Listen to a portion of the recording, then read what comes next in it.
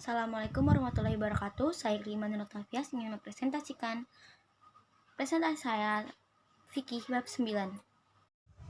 A. Nafaqah. 1. Pengertian nafaqah. Infak dari akar kata nafaqah yang memiliki arti keluar. Dari akar kata itulah muncul istilah nifaq munafik. Nifaq munafik yang berarti orang yang keluar dari ajaran Islam. Kata infak dapat diartikan dengan mengeluarkan sesuatu harta untuk sesuatu kepentingan yang baik maupun kepentingan yang tidak baik. 2. Dasar hukum tentang nafaqah. Dasar hukum tentang nafaqah berkaitan dengan infak tersebut. Allah Subhanahu wa taala berfirman dalam surat Ali Imran ayat 92 dan Al-Baqarah ayat 215. Berinfak di jalan Allah termasuk kunci rezeki. Ada beberapa nas dalam Al-Quran dan Al-Hadis yang menunjukkan bahwa orang yang berinfak di jalan Allah akan diganti oleh Allah di dunia dan disediakan oleh Allah baginya dari pahala yang besar di akhirat. Sebagaimana dinyatakan Allah Subhanahu wa taala dalam firman-Nya berikut ini yang artinya, dan apa saja yang kamu infakkan Allah akan menggantinya dan dialah pemberi rezeki yang terbaik. Quran Suasana ayat 13. B. Sedekah. 1. Pengertian sedekah atau sedekah. Arti sedekah adalah memberikan pertolongan atau bantuan. Pengertian sedekah menurut agama adalah mengeluarkan sebagian harta di luar zakat dengan maksud sebagai pemberian semata untuk mencari ridha Allah Subhanahu wa taala dan mendekatkan diri kepadanya sebagai wujud ketaatan terhadap perintahnya yang tidak mengikat. 2. Hukum mengeluarkan sedekah. Menurut hukumnya, sedekah dibedakan menjadi empat macam, yaitu sedekah yang berbentuk zakat, hukumnya wajib; sedekah yang berbentuk amal sosial, hukumnya sunnah; sedekah yang berbentuk wakaf; dan sedekah jariyah, hukumnya sunnah muakkad; sedekah yang berbentuk hibah dan hadiah, hukumnya mubah. Berbagai macam bentuk sedekah tidak hanya berbentuk materi. Sedekah diberikan kepada orang lain dapat berupa sikap, harta, jasa, atau ide. Pertama, sedekah sikap itu memberikan sesuatu yang berguna bagi orang lain, seperti memberikan senyum kepada orang lain, menyambut tamu dengan baik. Kemudian yang kedua itu ada sedekah dengan lisan, yaitu seperti selalu berbicara sopan santun kepada orang lain. Kemudian yang ketiga yaitu sedekah harta, dapat diberikan dalam bentuk memberikan sesuatu kepada pengemis, menolong teman yang sedang kekurangan, dan lain-lain. Intinya, semua perbuatan yang memberikan manfaat kepada orang lain termasuk sedekah, itu baik berupa harta maupun benda, besar maupun kecil, banyak ataupun sedikit, pikiran, tenaga, atau jasa, atau sekedar perkataan, saran, dan nasihat yang baik. Manfaat hikmah dan sedekah. 1.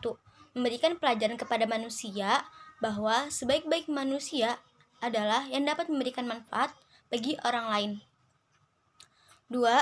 Sedekah merupakan wujud keimanan kepada Allah Subhanahu wa taala. 3. Sedekah dapat menambah hubungan kekeluargaan di antara sama manusia. C. Hibah.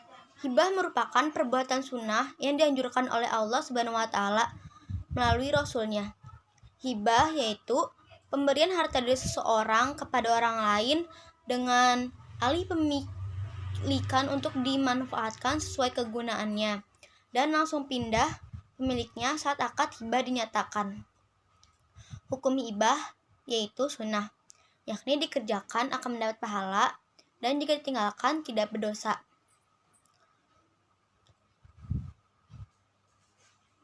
Rukun hibah. 1. Harta itu milik penghibah secara sempurna. 2. Harta yang dihibahkan bermanfaat diakui oleh agama. 3.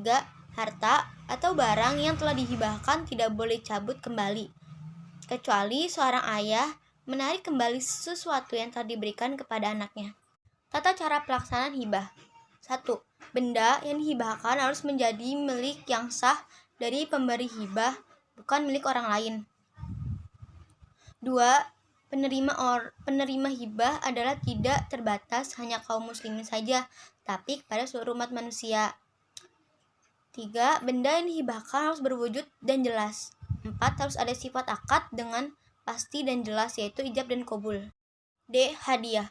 Hadiah adalah pemberian sesuatu yang bermanfaat dari seseorang kepada orang lain sebagai penghormatan tanpa mengharap gantinya, hanya untuk mencari ridha Allah Subhanahu wa Ta'ala. Dasar hukum hadiah.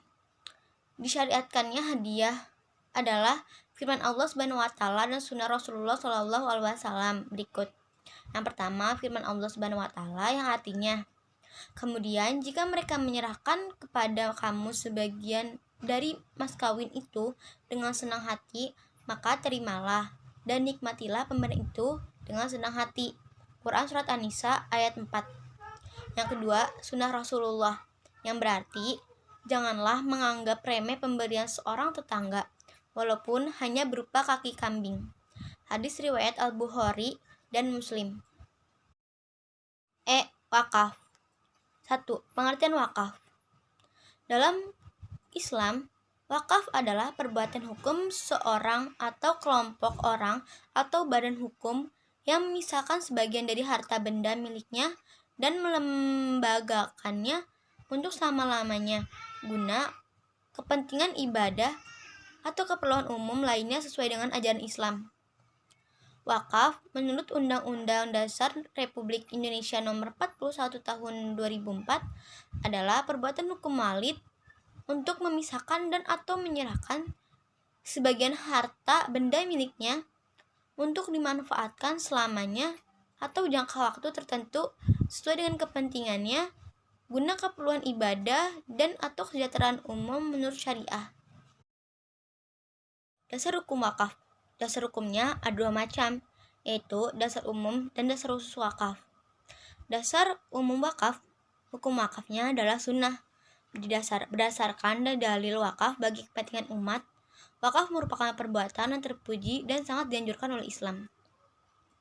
Salah satu dalil yang menjadi dasar amalan wakaf adalah Al-Quran yang memerintahkan agar manusia berbuat kebaikan seperti yang terdapat dalam Quran Surat Al-Hajj ayat 77. Yang B adalah dasar khusus wakaf. Dasar khusus mengenai amalan wakaf dapat dijumpai dalam kisah sahabat Rasulullah Shallallahu alaihi wasallam yang mewakafkan hartanya, yakni Umar bin Khattab.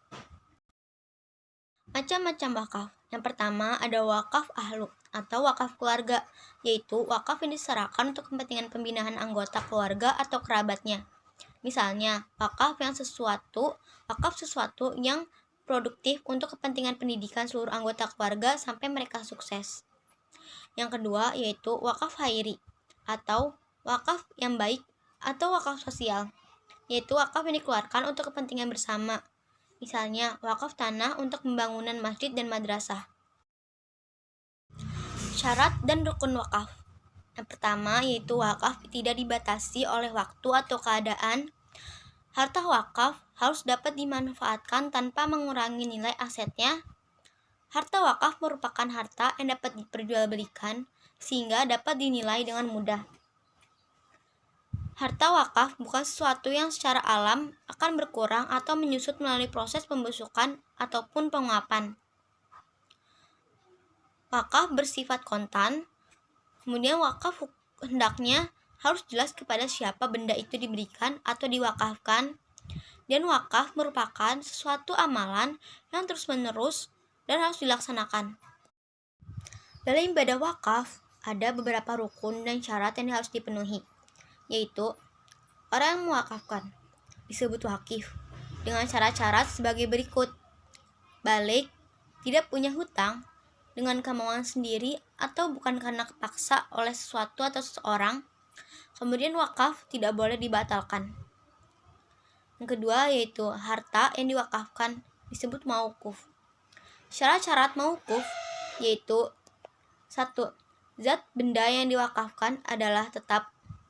Batas-batasnya harus jelas dan milik sendiri, bukan milik orang lain. 5. Wakaf disebut mauquf alaih. Syarat-syaratnya yaitu dewasa, bertanggung jawab, dan mampu melaksanakan amanat. Yang kedua adalah sangat membutuhkan. D. Pernyataan wakaf. Sifat wakaf adalah pernyataan orang yang mewakafkan dan merupakan tanda penyerahan barang atau benda yang diwakafkan. Sifat dapat dinyatakan dengan lisan atau dengan tulisan. Sifat wakaf harus dinyatakan secara jelas bahwa ia telah melepaskan haknya atas benda tersebut untuk diwakafkan. 5. Harta yang sah dan tidak sah diwakafkan. Para ulama sepakat bahwa jenis harta yang sah diwakafkan berupa benda yang tidak habis karena dipakai dan tidak rusak karena dimanfaatkan, baik benda bergerak maupun benda tidak bergerak. Seorang tidak sah mewakafkan barang-barang yang cepat rusak apabila dimanfaatkan, seperti uang, lilin, makanan, minuman, dan lain-lain. Di samping itu, seorang tidak boleh mewakafkan apa yang tidak boleh diperjualbelikan dalam Islam, seperti babi, anjing, binatang buas, dan barang tanggungan. 6. Pengelolaan harta wakaf.